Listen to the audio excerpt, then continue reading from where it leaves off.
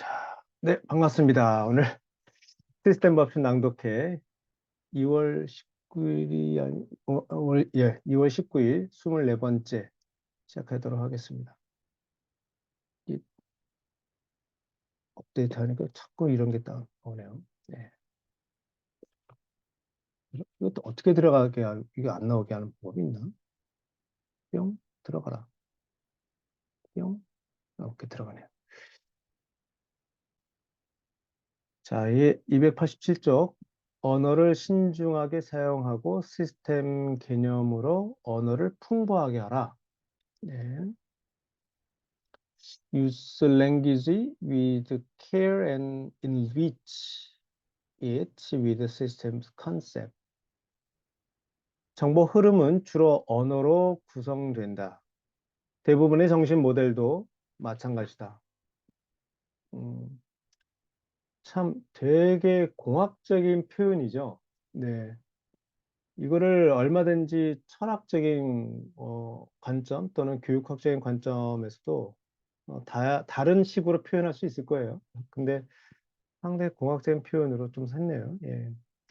정보를 존중한다는 의미는 첫째, 언어 오염을 피하고 언어를 가능한 가장 확실하게 사용하는 것이다.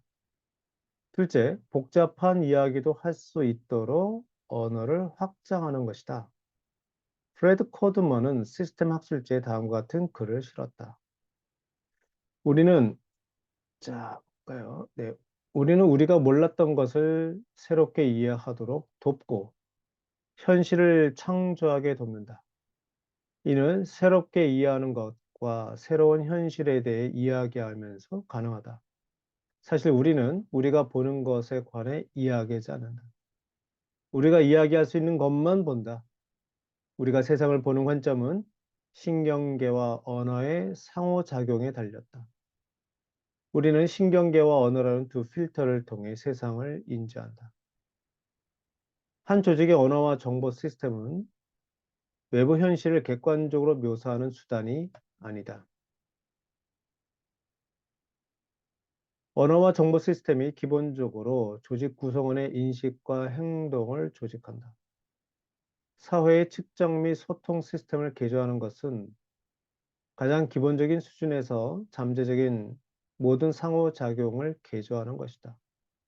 언어는 전략이나 구조, 문화보다 더 근원적인 현실 표현이다.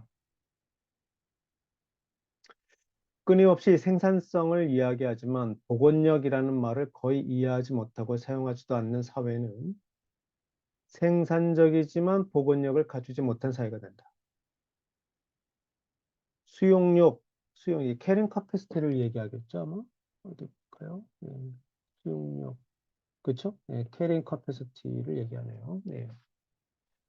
수용력이라는 말을 이해하지 못하고 사용하지도 않는 사회는 캐링 카패시티를 exceed 캐링 카패시티 하겠다. 네. 기업만 일자리 창조를 할 수 있는 것처럼 이야기하는 사회는 대다수 시민에게 자신이나 다른 사람을 위해 일자리를 창조할 영감을 불어넣지 못한다. 그럼 누가 할 수 있죠? 일자리 창조? 창조? 뭐 얼마든지 협동조합도 할 수 있고요. 대표적인 게 협동조합이라 할 수 있죠. 예. 얼마든지 할 수 있죠. 예. 근로자들의 수익 창출 역할도 제대로 평가하지 못한다. 네. 피스키퍼, 예, 평화유지군인가요? 네. 미사일이나 컬러럴 데미지를 얘기하겠죠. 부수적 피해, 최종적 해결, 인종 청소에 대해 이야기하는 사회는 당연히 웰델베리가 폭군의 언어라고 표현한 포악한 언어를 사용하는 사회다. 예컨대 어, 그 네. 성차별이란 개념도 성차별이 발생하는 이야기도 굉장히 사용하는 용어가 남성 중심의 단어를 사용하기 때문에 이 성차별이 만연한 사회가 되는 거라고 얘기하는 분도 있죠. 같은 맥락인 것 같습니다. 피스키퍼가 대륙간 탄도미사일이군요. 네. 지난 150여 년간 무의미하거나 의미를 파괴하는 언어가 점점 늘어나는 느낌이다. 나는 이처럼 신뢰할 수 없는 언어가 늘어난 이유가 개인과 공동체의 붕괴가 증가한 것과 연관이 있다고 생각한다.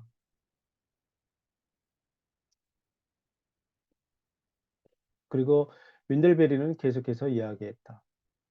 퇴행적인 회계에서 언어는 지명권이 거의 없다.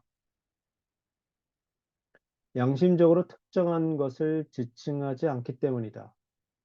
관심을 두는 것은 백분율과 범주, 추상적인 함수다. 이 제너레이티브 어카운팅 랭귀지? 사용자가 지지하거나 따를 가능성이 큰 언어가 아니다. 왜냐하면 인간적으로 지지하고 따를 어떤 근거도 규정하지 않기 때문이다. 이 언어의 유일한 실용 가치는 이미 시작된 거대하고 비인간적인 기술적 행동을 전문가 의견으로 뒷받침하는 것이다. 포악한 언어, 즉 폭군의 언어다.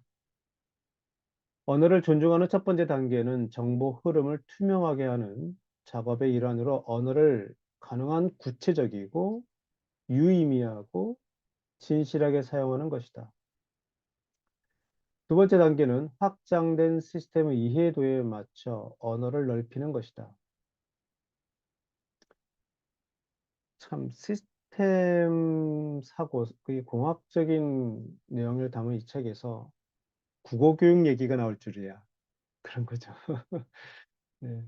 그래서 다 그러니까 국어 교육, 국어 교실에서, 국어 교과목 교실에서, 이렇게 하면 시스템 사고 연결할 수 있겠구나. 그런 아이디어를 우리는 얻을 수 있겠네요.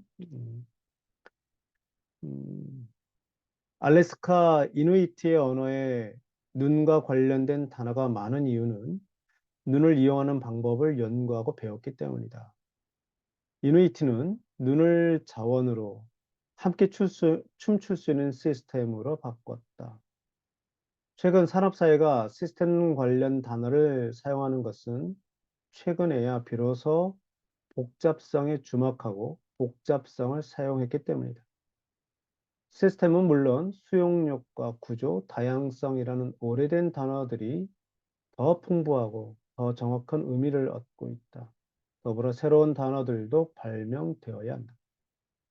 나는 철자 검사 기능이 있는 워드 프로세스를 이용해 이 책을 집필하며 본래 사전에 없던 단어를 추가했다. 피드백, 처리량, 뭐라고 할까요? 여기서 음, 스루풋, 아, 처리량, 스루풋, 이게 참 애매한 표현이죠. 예. 처리량, 오버슈트, 자기조직화, 지속 가능성 등 흥미로운 단어들이 내 워드프레스 사전에 새로 추가되었다. 예. 그런 새로운 개념을 예, 자연스럽게 예, 떠들면 이 시스템 사고에 대한 이해가 더 깊어지는 그러한 음, 시스템, 그러한 이제 소사이어티가 만들어질 수 있지 않느냐. 그래야 시스템 사고에서 막 뭐라 얘기해도 알아듣다 이거죠. 예, 그거를 저는 시스템 사고 문해력이란 표현으로 쓰는데요. 같은 내용이라고 볼 수 있죠. 네, 시간이 8시 48분입니다. 일요일 아침이니까요. 좀 여유 있게 10분, 예, 9시 5분에 다시 뵙도록 할까요? 네,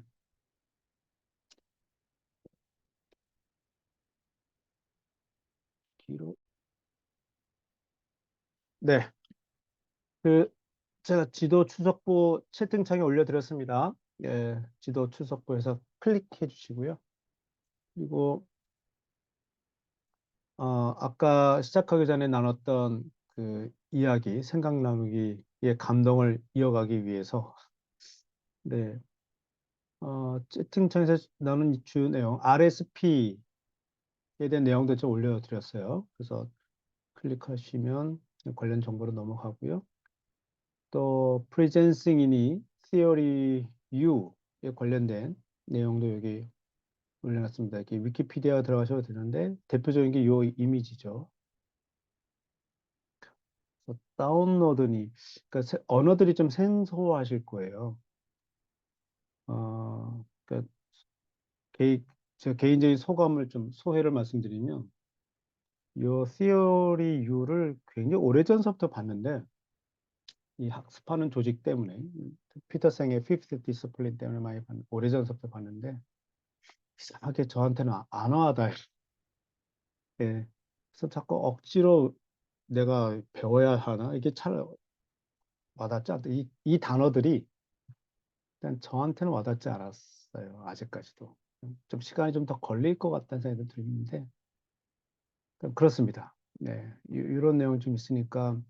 근데 그 이 역사와 깊이가, 생각하는 것 이상으로 좀 풍부합니다. 그래서 관심 있는 분들은 좀 해보실 하긴 할 거고요. 요 RSP 클릭하면 이제 이렇게 나오는데, 어, 네, RSP. 여기다 더 추가를 못 썼는데. 음, 여기. 그게 아니라, 여기. Theory you presencing을 보면, 이것도 말씀드리려고 했어요. presencing이 여기 나오는 개념이란 말이에요. presencing. 그렇죠? 여기 나오는데, 예. 여기에 프리젠스만 따로 보면 프리젠싱 인스티튜트에서 유스쿨이라는 개념을 좀 밀고 있더라고요. 그래서 여기 클릭을 하면 그래서 이 U라는 이론을 토대로 여러 가지 활동을 학교에서 하는 것을 좀 보여주고 있죠. 네.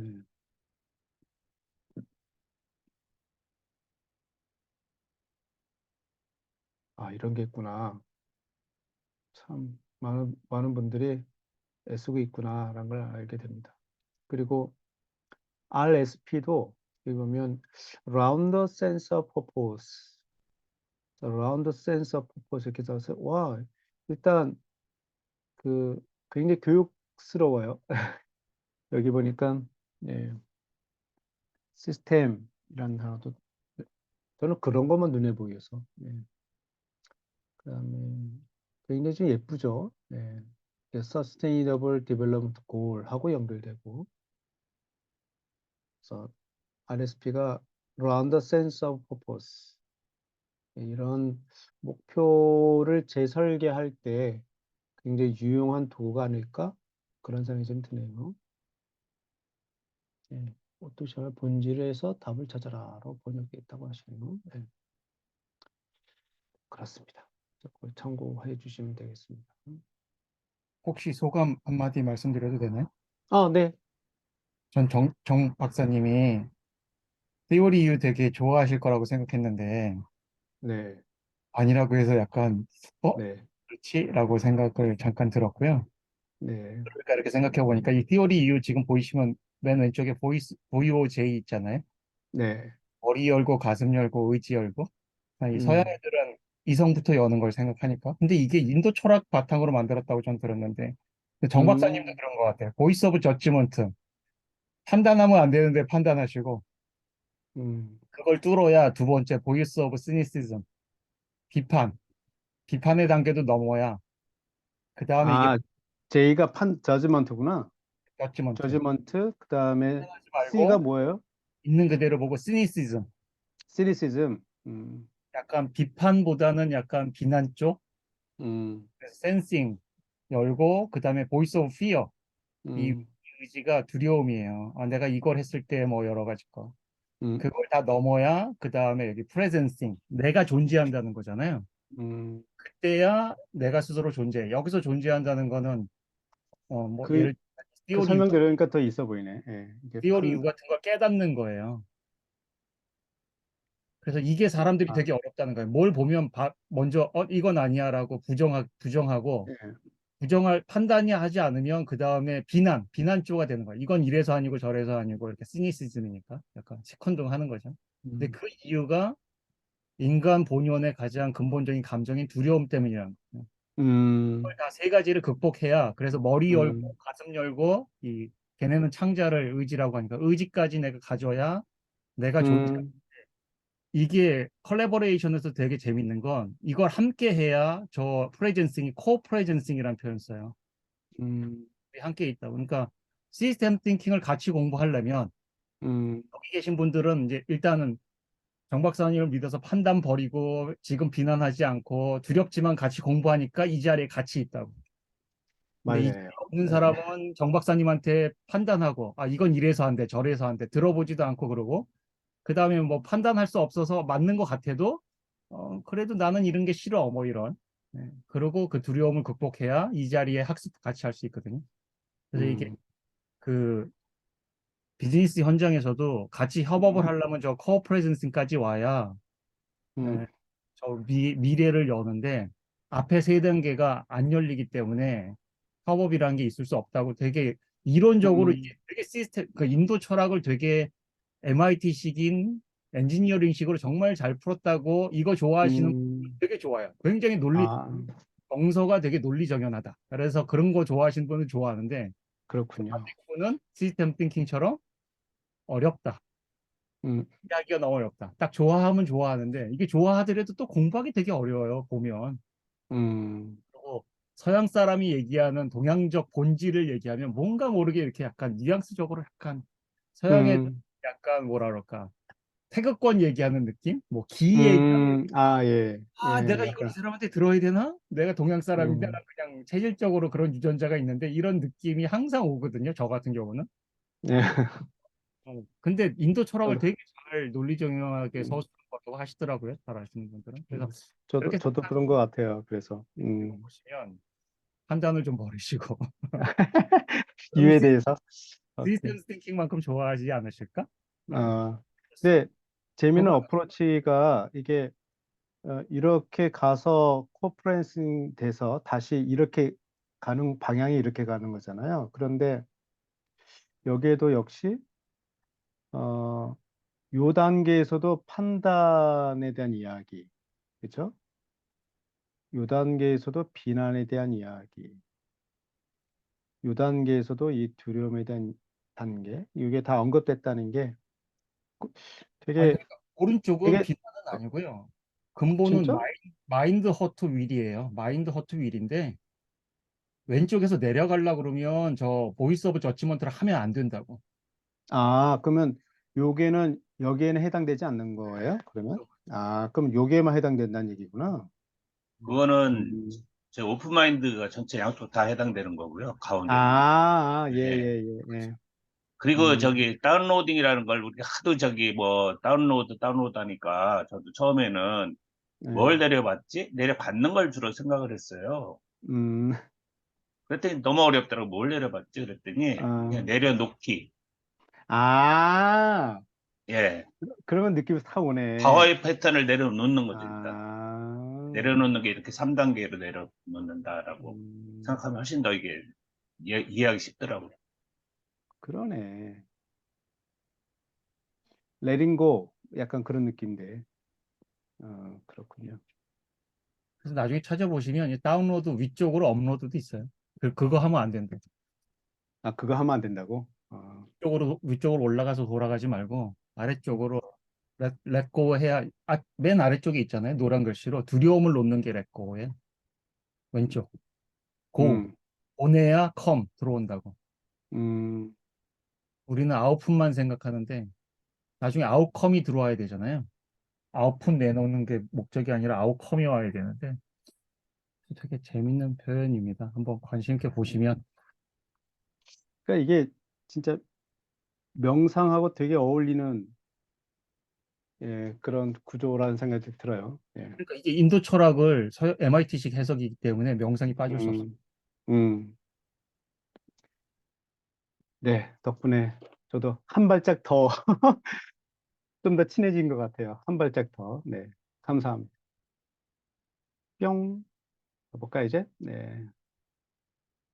또 지금 요 대목도 아주 재미있는 대목이 좀 나와요. 예, 수량화할 수 있는 것이 아니라 중요한 것에 주목하라. Pay attention to what is important, not, not just what is. just란 말이 있어서 그 이- 계량화할 수 있는 것만 주리장창 찾지 말라. 그런 뉘앙스가 있는 거죠. 계량화할 수 있는 것을 버려라 이런 게 아니라. 근데 이게 이 경영 쪽에서는 등가 억저 같은 말이 있잖아요. 그 측정할 수 없으면 계산할 수 없다는 그 유명한 태제. 그래서 저런 말을 되게 싫어했어요. 근데 측정할 수 없는 것도 중요한 게 많다는 것을 경영학에서도 이제 정신 차려서 여러 가지 이야기가 좀 나오는데 그걸 딱 이게 딱 꼬집 딱 핀셋을 딱 들춰내고 있네요. 숫자에 집착하는 우리 문화는 측정할 수 있는 것이 측정할 수 없는 것보다 더 중요하다는 생각을 우리에게 심어 놓았다. 그 의미를 잠시 살펴보자. 이런 생각은 우리가 질보다 양을 더 중요하게 여긴다는 의미다. 만일 양이 quantity, 예. 물질의 양이 피드백 루프의 목표라면 그 양이 우리의 관심과 언어와 제도의 중심이라면 우리가 양을 생산하는 능력에 따라 동기부여하고 평가하고 보상한다면 양이 결과가 될 것이다. 주위를 돌아보면 여러분이 사는 세상에서 두드러진 특징이 양인지 질인지 판단할 수 있다. 우리는 모델을 만들 때 편견이나 자부심, 삶의 질 같은 변수를 포함시키다 보니까 동료 과학자들의 놀림을 여러 번 샀다. 이런 말을 어떻게 모델링하냐 이거예요. 편견을 뭘로 계량화할 거냐. 모델링 하려면 미분적분으로 이렇게 결국에는 이 표현이 돼야 되는데 어떻게 할 거냐 이거지. 사회적 컴퓨터는 숫자를 요구하기 때문에 우리는 이런 질적 개념을 측정할 양적 척도를 개발해야만 했다. 과학적 방법이죠. 네. 그 뭐라더라. 네. 조작적 정의를 해야죠. 네. 편견을 플러스 10에서 마이너스 10까지 측정하고 0은 편견이 전혀 없는 상태. 마이너스 10은 부정적인 편견이 최대치인 상태. 플러스 10은 나쁜 일을 전혀 할 수 없을 만큼 긍정적인 편견이 최대치인 상태라고 하자. 이제 당신이 마이너스 2나 플러스 5, 마이너스 8의 편견을 갖는다고 가정하자. 그러면 직장에서 당신의 실적이 어떻게 될까? 그, 이 감정을 계량화한다는 것이 인문학에서는 상상도 하지 못한 그리고 굉장히 불경스러운 행위로 받아들이죠. 예. 그런데 묘하게도요, 감정을 숫자로 표현하는 순간, 커뮤니케이션이 정확하게 됩니다. 예를 들어서, 그, 애인과 함께, 뭐, 또 가족들과 함께, 뭐, 오늘 저녁 또는 점심에 뭘 먹을까? 짜장면 먹을래? 뭐, 스파게티 먹을래? 다 괜찮아. 다 괜찮다고 얘기하는데, 요 대목에서, 그러면 짜장면은 몇 점이야? 스파게티는 몇 점이야? 라고 얘기를 하고 그 답변을 듣는 순간 짜장면은 8점, 스파게티는 5점? 뭐 이런 식으로 뭔가 다르게 얘기할 수 있단 말이에요. 예. 근데 그렇게 커뮤니케이션이 좀 더 정확하게 될 수 있다는 장점과 더불어 계량화 8점과 6점 뭐 이런 식으로 나오니까 이거를 숫자로 어쨌든 표현됐기 때문에 그 다음부터는 이제 계량화할 수 있는 길이 열려지는 거죠.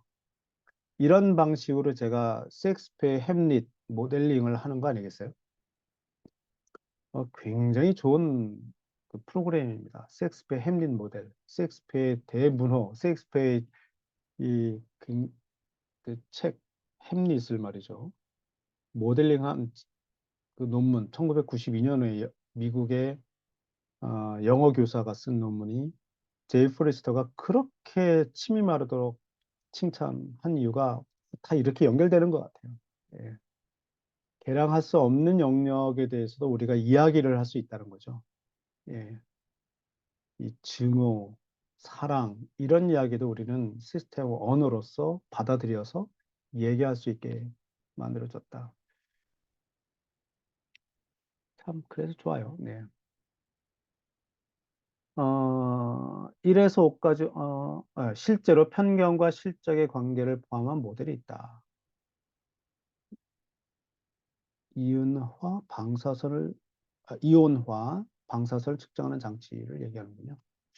한 기업의 의뢰를 받아 소수민족 근로자들의 관리를 개선해 승진시킬 방법을 연구한 모델이었다. 네. 당시 조사한 모든 근로자가 분명히 편견과 실적 사이에 실질적인 관계가 있다고 대답했다. 1에서 5까지 혹은 0에서 100까지 편견을 측정하는 척도는 임의로 정했지만 편견을 제외했다면 편견을 포함할 때보다 훨씬 더 비과학적인 연구가 되었을 것이다. 그 기업의 근로자들에게 확인한 실적과 편견의 관계는 내가 이제껏 모델에서 본 가장 비선형적인 관계였다. 수량화하기 어렵다고 그것이 존재하지 않은 것처럼 생각하면 잘못된 모델이 완성된다. 앞서 설명한 대로 중요한 것이 아니라 쉽게 측정할 수 있는 것에 목표를 맞추면 시스템 덫이 출현한다. 그 덫에 빠지지 마라. 인간은 수를 세는 능력뿐 아니라 질을 평가하는 능력도 타고났다. 질을 감지해라. 걸어다니는 가이거 기수기처럼 질의 유무를 분명히 감지하라. 추한 것이 있으면 추하다고 밝혀라.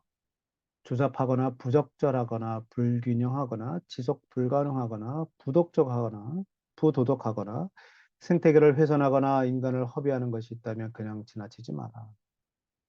규정하고 측정할 수 없으면 주목할 필요가 없다라는 말에 속지 마라. 정의나 민주주의, 안전, 자유, 짜자자자자자자, 진리, 사랑을 규정하거나 측정할 수 있는 사람은 없다. 그 어떤 가치를 규정하거나 측정할 수 있는 사람은 없다.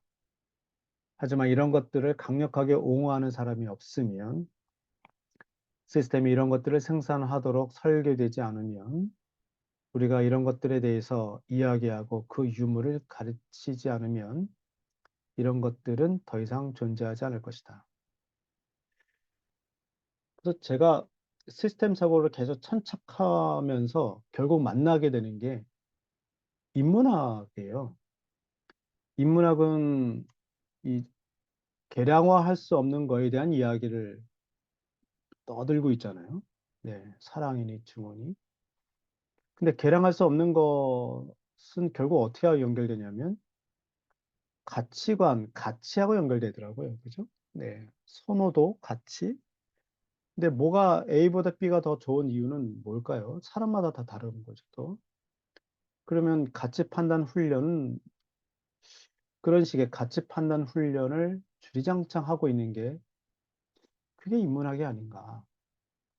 그래서 제가 최근에 저에 대한 이야기를 또 바꾼 게 예, 제 홈페이지에서 저의 프로파일 보시면 제가 반 농담 반 진담으로 맨 밑에 이런 말을 써놨어요. 헤헤, 네. 경영학을 전공한 사회학자이지만 인문학에 대한 갈증을 해소하고 싶어 발버둥 치는 사람으로 제가 이렇게 스스로를 규정짓고 있답니다. 자, 계속 해볼게요. 교수님, 네, 뜬금없이 생각나는 말 한마디 해도 될까요? 네네. 그 인문학을 하다 보면 네, 제가 철학 부전공을 했는데요. 그러셨어요. 아니요, 그 물리학하시고. 철학을 부전공한 게 아니라 네. 그 학생들에게 철학 교과서를 가르치기 위해서 부전공 연수를 작년에 아, 받았는데요. 그러셨어요. 그 철학 물리학, 공부를 물리학 선생님이. 야, 예, 아니 저 대단하시네. 물리학에서 철학이 필요해서 아, 그랬는데요. 그럼요. 네. 근데 이제 동양 철학, 서양 철학 뭐 이렇게 생태 철학 다양한 철학을 배웠거든요. 아, 근데 예. 제가 과학 선생님이라서 이런 말을 하는지 몰라도 다시 인문학을 또 하다 보면 인간에 대한 이해, 자연에 대한 이해 이런 것이 필요하는 걸 또 느끼는데요. 네. 그래서 자연에 대한 이해, 생태에 대한 이해, 그 과학에 대한 기본적 소양 이런 것들이 많이 필요하다는 걸 느끼게 됩니다. 다시, 예. 네, 다시 인문학을 더 이해하기 위해서라도, 네. 금방 여기서 그 수령화 얘기했지만 보이지 않는 것에 대한 것도 굉장히 우리가 생각 못하고 중요하다고 얘기하잖아요. 네. 예, 생태계가 또 근데 굉장히, 예, 그 많은 부분이 우리가 접하지 않는 감각하지 못하는 부분들에 대한 그 인식, 네. 아주 미시세계나 어마한 거대 세계에 대한 생각을 가질 수 있을 때 또 자기에 대한 이해나 세상에 대한 이해가 더 깊어지는 것 같기도 하다는 네. 생각입니다. 예. 네. 아주 훌륭하십니다. 네. 100% 동의합니다. 네. 예. 그 말씀을 받아서 저희 소회를 말씀드리면, 아, 그럼에도 불구하고 제가 양자역학이나 이런 데는 또 관심이 이렇게 마음이 안 가지는 거예요. 그러니까 물리법칙은 마음에 가져요. 왜냐하면 시스템 사고를 더 잘하기 위해서는 그것도 필요하니까. 근데 더 가는 거에 대해서는 이렇게 마음이 안 생겨요. 그러니까 제 두 발은 시스템 사고, 시스템 다이내스 모델링에 딱 두 발은 딱 발 붙여놓고 있긴 한데, 제가 어디까지 저의 관심이 좀 가게 되냐면, 이 사람과 관련된 시스템까지만 제가 관심 있어 하는 것 같아요. 되게 어떻게 보면 편협하죠. 네. 근데 우주에 대한 관심을 갖자니 너무 양이 많아서 어, 그래서 이게 한도 끝도 없어질 것 같아요. 그죠? 네. 그래서 나는 어디까지 볼 것이냐라는 결정을 또 하는 것 자체도 또 이게 편협한 것 같긴 한데, 예, 그런 행복한 생각을 하게 되더라고요. 예, 재밌어요. 그래서 자, 뭐 계속 읽어볼게요. 네. 그래서 인생이 재밌는 것 같아요. 어, 피드백 시스템을 위한 피드백 정책을 세워라. 네. 그럼, 그렇죠. 시스템을 선호해서 그런 거죠, 뭐. 저의 취향이라고요. 예, 개인 취향이라고. 이것만 해도 뭐 할 게 많은데요. 예. 자, 지미 카터 대통령은 피드백 측면에서 사고하고 피드백 정책을 세우는 능력이 남달랐다. 예.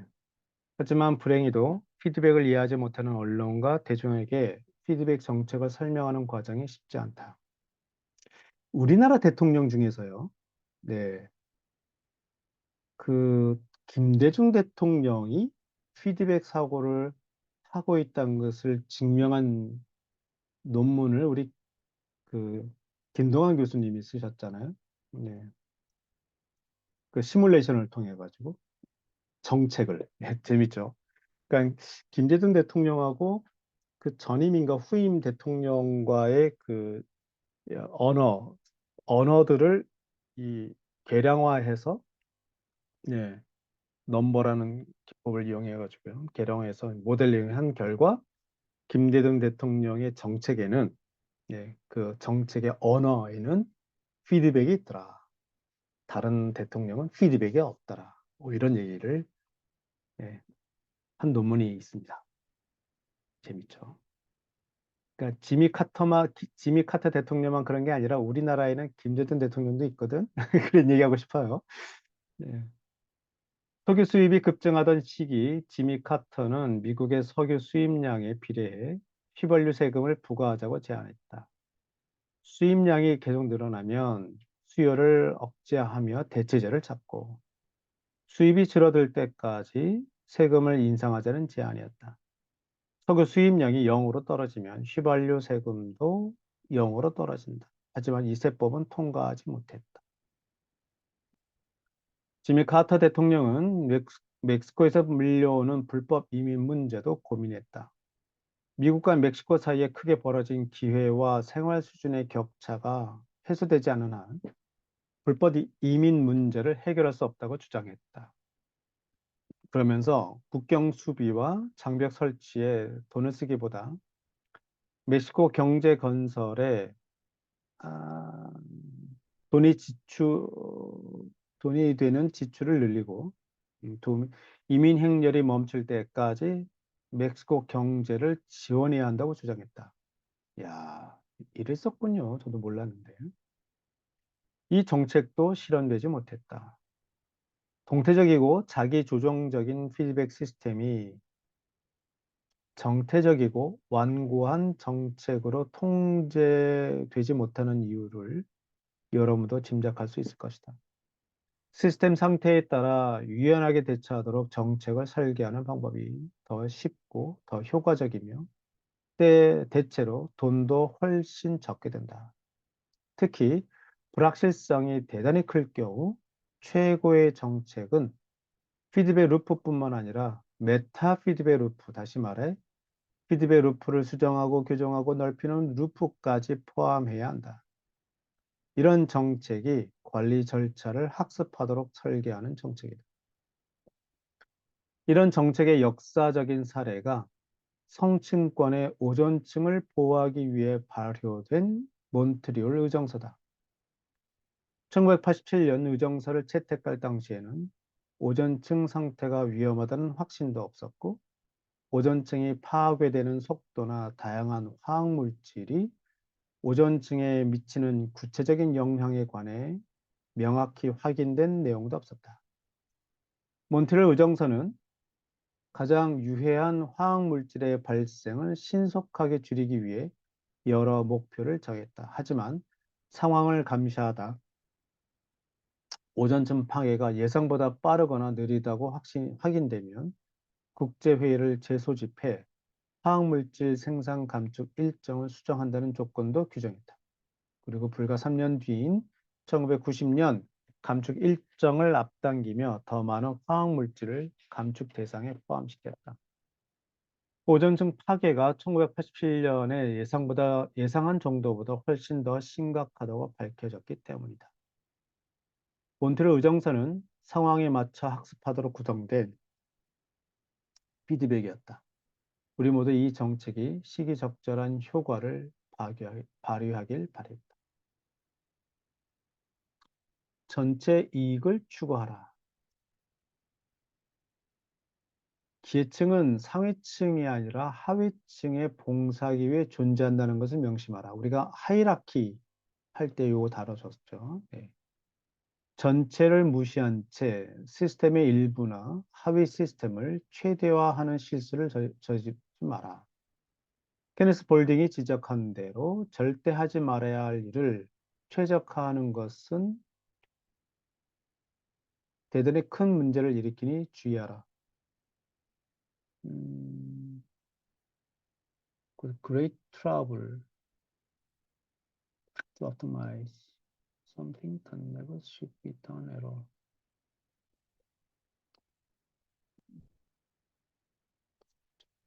측정하기 쉽건 어렵건 성장이나 안정성, 다양성, 복원력, 지속 가능성 등 시스템의 전체 속성을 향상한다는 목표를 세워라.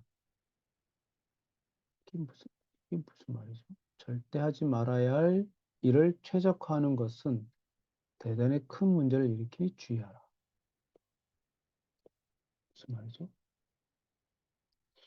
혹시 좀 더 쉽게 설명해 주실 분 계시나요? 를 말 그대로인 것 같은데요. 예를 들면 살인은 절대 하지 말아야 하는 건데 살인하는 일을 최적화하면 대단히 큰 문제를 일으켜. 그런 내용으로. 오케이.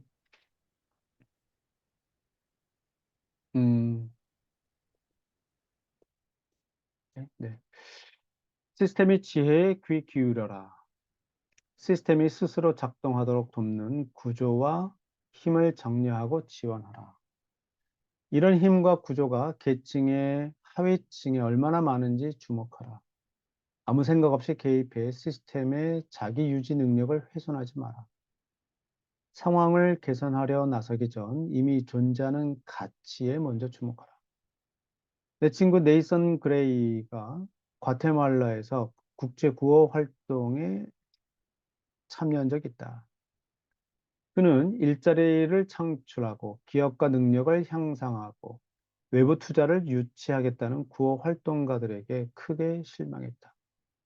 구호 활동가들은 바구니 제작자부터 채소 재배자, 육류 판매상, 사탕 장수에 이르기까지 온갖 종류의 소규모 사업가들이 스스로 일자리를 창출해 기업가 능력을 발휘하며 북적거리는 전통시장을 그냥 지나쳤다.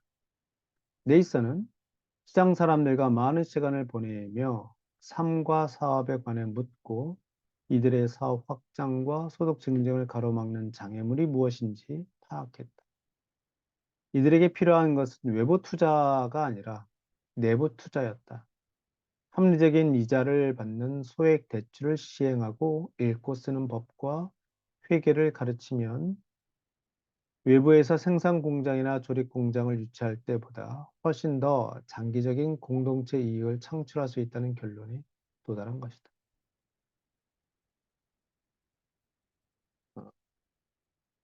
시스템에서 책임을 찾아라.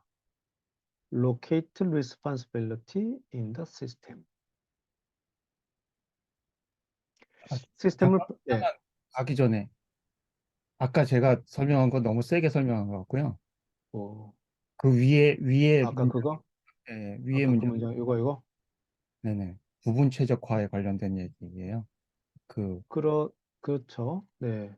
그 원래 정 박사님도 항상 말씀하시는 음, TOC 같은 게 그런 거 엄청 강조하는데 A, B, C, D 이렇게 연속으로 있는 과정에서 전체가 최적화 안 됐는데 C 공정이라고 하는 거를 최대로 늘려버리면 자기는 100 할 수 있다고 100 해버리면 다른 버틀넥에서 20분이 못 만드는데 걔는 혼자 고가 잘 만들라고 100 만들면 재고가 80이나 남거든요.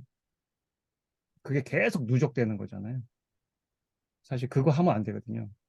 근데 우리는 이제 평가 시스템을 그렇게 주니까 이제 그렇게 하지만 그런 식으로 부분 최적화하는 거를 좋은 거라고 받아들이면 하지 말아야 될 건데 엄청난 일을 하는 거죠. 뭐 전에 정 박사님이 설명한 거로는 국가 경제를 GDP라고 하는 걸로 옵티마이제이션 한다고 생각해 버리면 굉장히 많은 문제들이 일어나거든요. GDP가 국가 경제 전체를 얘기하는 수치가 아니라고 경제학자들도 얘기하는데 정책을 하시는 분이 나 올해 GDP 최고로 높일래 하고 딱 설정하는 순간 전체 시스템 무너지는 거죠. 네, 그런 느낌? 그래서 아까 네, 제가 네, 너무 네. 과도하게 얘기했는 것 같더라고요. 아니요, 괜찮아요. 예, 네, 또 예, 말씀하실 거. 예, 그거 관련해서 아까 잠깐 생각난 건데요. 네, 절대 하지 말아야 할 일을 최적화하는 것. 저는 그 능력주의와 관련해서도 승자 독식, 능력주의, 예, 능력주의. 예.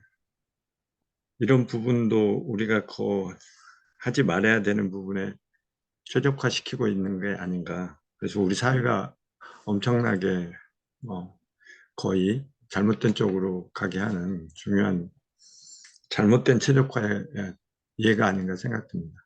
네, 네. 음, never should be done at all. 절대로 하지 말아야 할 그거. 여기에는 가치 판단이 들어가네요. 네. 아무튼, 네. 이 표현이 좀 되게 재밌어 보이는데, 음, 번역에는 왠지 뭔가 좀 빠진 듯한 느낌이어서 감사합니다. 덕분에 풍부하게 이해할 수 있었습니다. 그러면 시스템에서 책임을 찾아라. 책임은 무슨 말일까요? 네. 시스템을 분석할 때나 설계할 때 모두 시스템에서 책임을 찾아라. Guidelines of Analysis Design. 뭐야? 네. 오케이. 시스템을 분석할 때는 시스템이 움직임을 스스로 창출하는 방법을 찾아라. 시스템에서 바로 그 움직임을 일으킨 촉발 사건, 외부 영향에 주목하라. 외부 영향은 전염병 발생을 억제시키기 위해 식수 속 병원균을 줄이는 경우처럼 통제할 수 있을 때도 있고, 통제할 수 없을 때도 있다. 이게 책임이란 단어가 좀 이상하게 좀 목에 가시처럼 이렇게 느껴져 가지고요. 이 상당히 이게 시스템 사고의 세 가지 철학을 제가 말씀드릴 때, 이 operational thinking, dynamic thinking, feedback thinking 이 세 가지를 얘기를 하는데, 그때 세 가지 중에 하나인 operational thinking에 해당이 되죠. 네. 그러니까 시스템이 작동하게 만든 그 메커니즘, 그 원리, 곱하기냐 나누기냐에서부터, 네, 통제할 수 있는 변수하고 영향이 있냐, 통제할 수 없는 변수와 영향이 있냐, 뭐 그런 이야기들, 그런 생각을 하라는 이야기로 느껴집니다. 외부 영향에 책임을 돌리거나 외부 영향을 통제하려 들면 시스템의 내재적 책임을 키우는 더 쉬운 길을 놓칠 수 있다. 그러니까 책임이라기보다는 원인 분석? 네, 원인이라고 하는 게 더 좋을 것 같다는 생각이 드는데요. 네, 원인. 내재적 책임은 여기는 뭐라고 할까요? 네, intrinsic responsibility. 원인이죠, 원인. 네, 원인. 시스템이 결정에 대한 피드백을 의사결정자에게 신속하고 설득력 있게 직접 전달하도록 설계한다는 의미다. 맞다, 말이 어려워요. 네. 항공기 조종사는 비행기 가장 앞자리에 타기 때문에 내재적 책임이 있다. 그 시스템을 직접 컨트롤할 수 있는 역량을 발휘하고 있으니까요. 항공기 조종사는 자신의 결정에 따른 결과를 직접 경험할 것이다. 이게 어디까지 읽어야 돼? 오케이. 막 넘어가 보죠, 뭐. 네. 다트머스 대학은 교수 연구실과 강의실의 온도 조절기를 제거하고 온도 조절 결정을 중앙 컴퓨터에 맡기며 내재적 책임을 줄였다. 에너지를 절감하려는 조치였다. 하지만 계층의 하위층에서 바라본 내 관찰에 따르면 다트머스 대학 교수였거든요. 네. 이 결정에 따른 주요 결과는 실내 온도의 진동 증폭이었다. 연구실 실내 온도가 너무 높아지면 온도 조절기를 끄는 대신 교정 반대쪽에 있는 관리실에 전화를 걸어야 했고, 관리실은 몇 시간이나 며칠이 지난 뒤에야 비로소 온도를 교정하기 시작했다. 야, 그 샤워기 모델이 왜 나왔나 싶었네요. 본인의 경험이었군요. 예. 이 샤워기 하나 트는데 이렇게 시간이 오래 걸리니 오버슛이 많이 되지 않았겠어요? 네. 온도를 과도하게 규정해 다시 온도를 높여달라고 관리실에 전화해야 할 때도 많았다. 다트머스 대학은 시스템의 책임을 줄이는 대신 키워야 한다. 교수들이 각자 연구실의 온도를 조절하고 에너지 사용료를 직접 부과하는 방식을 적용해 공유지를 사유화했어야 했다. 예, 시스템이 내재적 책임을 지도로 설계한다는 것은 예를 들어 폐수를 강에 방류하는 모든 도시와 기업이 자신들의 배수관 하류에 쉬수관을 설치하도록 요구하는 것이다. 그걸로 물 먹어라 이거지. 네. 혹은 흡연으로 인한 질병 치료비나 헬멧을 착용하지 않은 오토바이 운전자나 안전벨트를 매지 않는 차량 운전자의 교통사고에 따른 의료비를 보험회사나 공공이 부담하지 않도록 하는 것이다.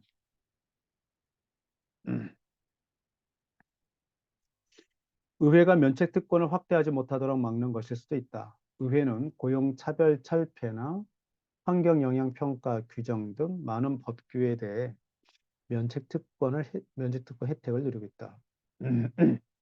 전쟁을 선언한 지배자들이 군대를 이끌고 전투에 나선다는 기대가 사라졌을 때 대단한 큰 책임이 사라졌다.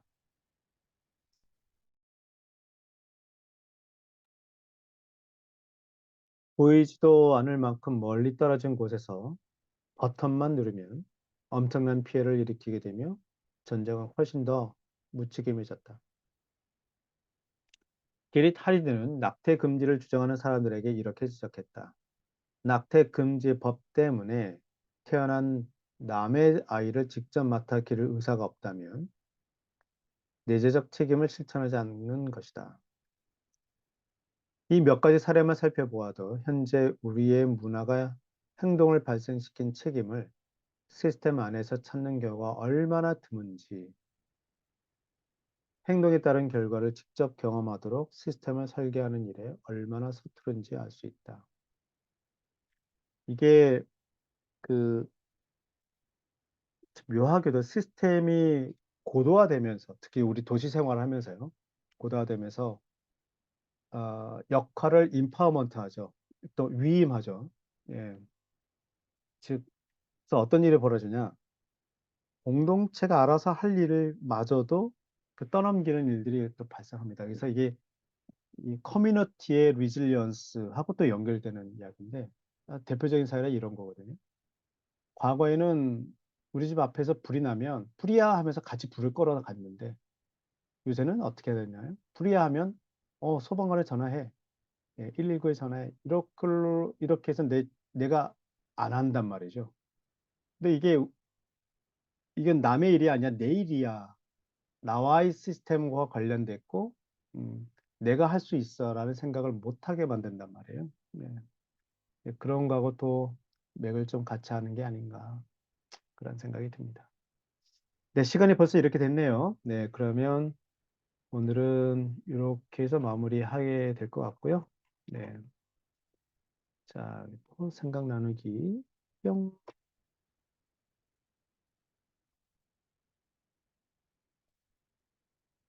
링크 올려드릴 테니 지금 쓰셔도 되고 천천히 생각하셔서 오늘 명상하시면서 오늘 요 글도 한 번 더 생각해 보시고 오늘 하루 건강하고 행복하게 보내시길 바랍니다.